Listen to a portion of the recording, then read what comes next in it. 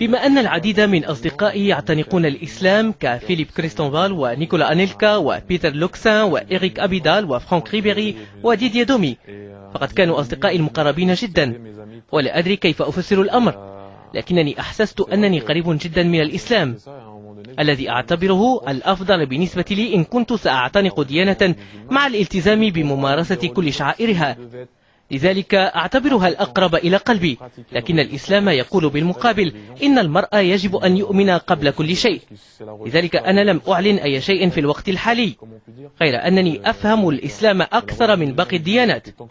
ومن المؤسف فعلا أن العديد من الناس لا يحاولون فهم الإسلام بشكل جيد، فهم يسمعون أن المسلمين إرهابيون حسب بعض الرسائل التي يحاول البعض تمريرها، وأرى أن هذا الأمر مؤسف فعلا، لأن الواقع مختلف تماما. فأنا أعرف بعض الأشياء عن الإسلام، لذلك أعتقد أنه بعيد عن هذه الأمور، لأن المسلم قبل كل شيء يملك قلبا طيبا.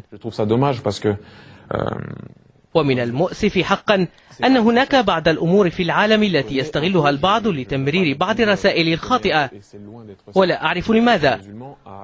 وأقول دائما إنه إذا كان الإنسان يؤمن بالله فإنه يجب أن يؤمن بالقرآن وبآخر المرسلين.